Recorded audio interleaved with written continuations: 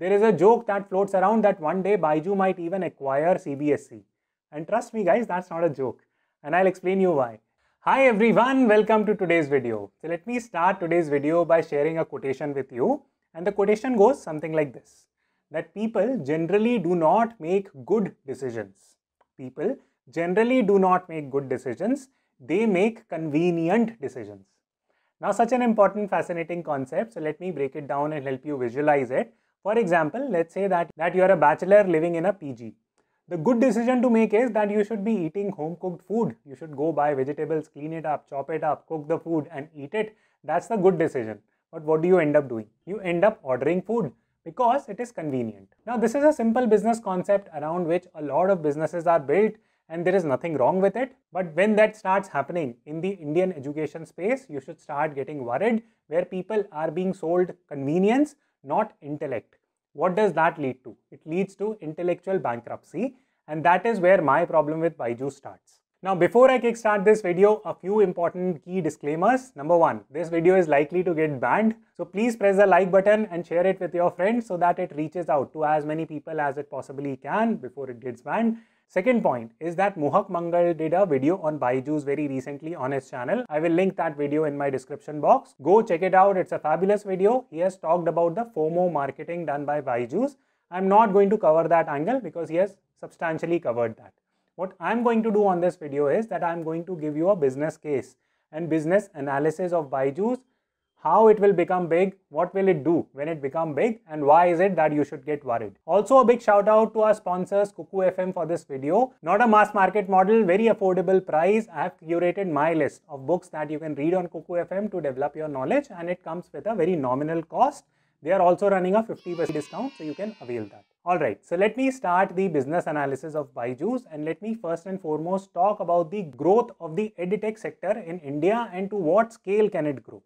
Now, the edtech industry in India is one of the fastest growing industries. All of us know it, but let me help you contextualize it by giving you some numbers. Now, this is an article that was published in Economic Times, and the article says that the current market size of the edtech industry is roughly $800 million in 2030, in next 10 years. This will become $30 billion. $30 billion.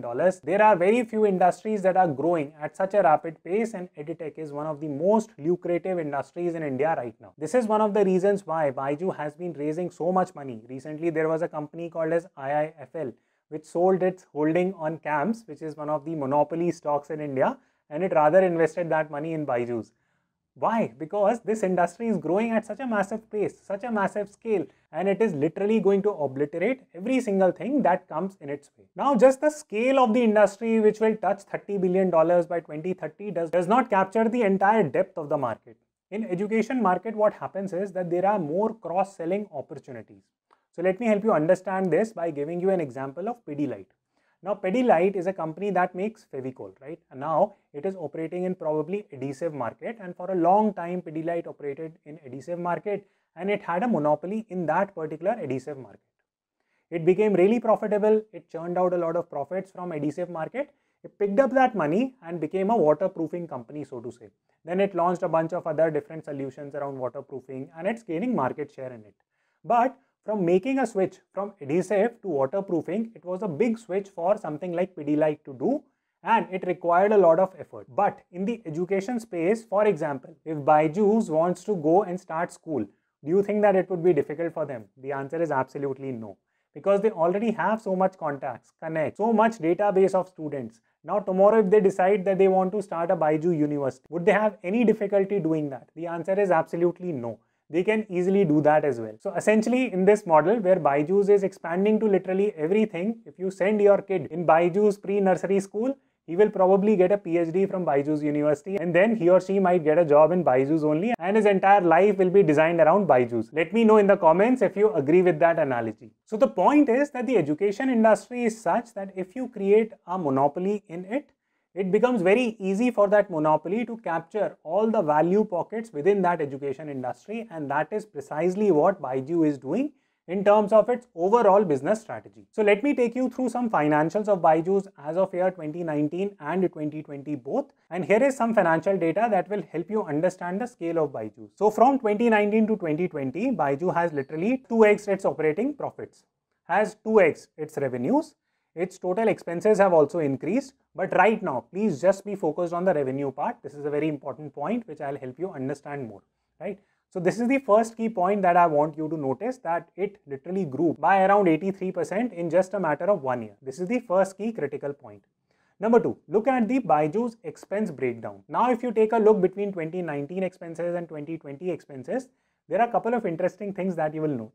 So look at this pink chart, right? So one is employee benefit and advertising and promotion. So this light pink is the employee tab, right? And this is marketing tab, right? Now what has happened? If you take a look at the numbers, so the marketing spent grew from 457 to 1175 crores. So almost 3x, right? Or 2.6 to 3x, right? This was the growth in marketing. What about employees benefit, right? It was less than 2x. So what does this show? That BYJU's is literally a marketing company right now. It is just marketing its product. If you ask me that, hey, is that the right strategy? Of course, everyone will say that it's negative. But what they are trying to do is that they are just literally trying to capture this entire edtech industry, because the rate at which this industry is growing, they have no other option but to advertise it and try to capture the entirety of. So I'm not supporting the FOMO marketing. All I'm simply trying to say is that this is somewhat of a necessary thing for them to do to keep on with that growth trajectory. So I hope this helps you understand the context that BYJU's is growing rapidly in a growing industry or a hyper growth industry. Their core business strategy is over marketing. That is what they are doing, and they have been fairly successful at it. Now, why do I say that? Because most of us will dismiss that, you know what, there will be like negative word of mouth for BYJU's. So many YouTubers like you might say something negative about BYJU's. Its business will tank. No, nothing of that sort is going to happen. Let me explain it to you why. Now, this was one of the articles that was published in Business Today, and it had some important conversation points by BYJU Ravindran, who is the founder of BYJU's, and he covered some of the key important points. For example, he said that we will hit revenue targets of 10,000 crores by next year, and there will be a profit of 20 to 23%. Now this at the first glance looked like ridiculous to me, right? Because we looked at earlier in the video that right now BYJU's is running at a run rate of 2300 crores of revenues, and suddenly it will spike to 10,000 crore. It doesn't make any sense. But I did further digging, and this is what I realized, that they are not kidding. They are actually very much on that path. And let me explain it to you why. Because BYJU has made 3 big acquisitions right now. For example, White Hat Junior, they made it last year. Now they have acquired Akash, and they have acquired a company called as Great Learning. If you go and check what were the revenues for Akash, you will see that Akash's revenue grew to around 1214 crores, right, in 2020. So of course it will go further with BYJU's help. So even if you conservatively estimate it to be 1500, this is a big jump in revenues. This is like 50% of revenues for BYJU's. Now, if you take a look at Great Learnings, it is even further. For example, if you read this particular article, it estimates the Great Learnings earnings to be 100 million in revenues, right? That's a lot of money. That is, if you multiply it by 74, that comes out to be 7,400 crores. So jotting down all these points, if you take a look at the current earnings for BYJU's, it is 2381 crores. Now, if you incorporate that with Akash, with White Hat Junior, with Great Learnings, that number easily comes out to be 10,000 crores in 2021. Profit margin being 23%. So how much profits BYJU's is going to make? 2300 crores of profit, as stated by BYJU Ravindran. He's not kidding. He's absolutely right about that. But that is not the scary part. The scary part is this, and I will take you to this particular line of the article, that speaking about the rate at which the revenue line will grow in the next 2 to 3 years. However, they will still grow at over 100% over the next 2 to 3 years. This is where the story starts getting really scary. Now, why is that, right? So let me help you understand that point more fundamentally. Now, if you actually take a look at 10,000 crores, and if the revenues are growing by 100%, let's assume 80%, because the article mentions 100%, let's assume 80%. So what I've done here is that if you check C2 multiplied by 1.8, and I've extended this formula. So by 2024, they will become a company which has almost 60,000 crores in revenues in one single year. Now, do you know, even listed companies in India, the top 25-30 listed companies in India struggle to achieve that type of revenues? That's one. Second, if you combine this point with the analysis, with the understanding that BYJU's is selling digital products, it makes it a cash-rich company, super cash-rich company. Because, for example, if Hindustan Unilever sells you a bottle of shampoo, if that shampoo is being sold to you at 100 rupees, Hindustan Unilever will probably have an operating profit margin of 15 rupees on it. But if BYJU sells you a product which is worth 100 rupees, the profit margin that BYJU's will have on that product is 70 rupees. That is the difference between education-driven digital content vis-a-vis commodity-like content. So, BYJU's is set to become a company that is going to dominate the Indian business landscape. Now, you might ask that, Akshat, you know what, you should be happy because the Indian company is probably going to become a $1 trillion company. Why are you not happy?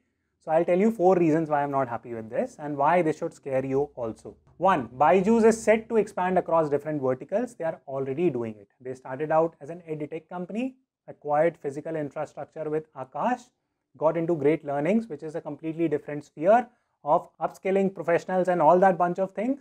So they are going to expand across every single pocket of that $30 billion edtech industry. Now you would say, okay, what is so scary about that? Okay, the scary part is that if they control different value chains, for example, if they control college education and if they are opening colleges by giving you a guaranteed sales job, it puts other colleges out of business. And guess what? BYJU's can easily do it. Similarly, BYJU's can kill competition not only in colleges, but in schools, in kindergartens, and bunch of different small startups. All can either be acquired or get killed by BYJU's. That is the first biggest problem. Now you would say that, Akshat, you know what, this is like a common trend that Amazon took business from small shops. It created like a multi-billion-dollar enterprise. What's wrong with that? That's a part of capitalism. It is correct, but ask yourself a simple question that if your kid has to go and study maths from a good tutor and that good tutor has no other option but to work with BYJU's, what type of education will your kid get if BYJU's is trying to foster a certain mandate?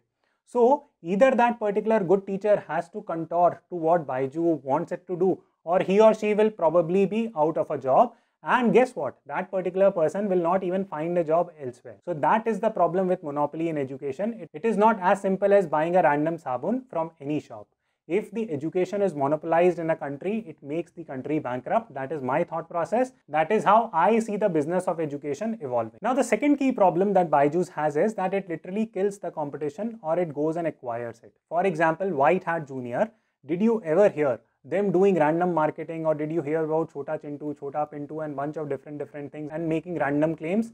When did all this start?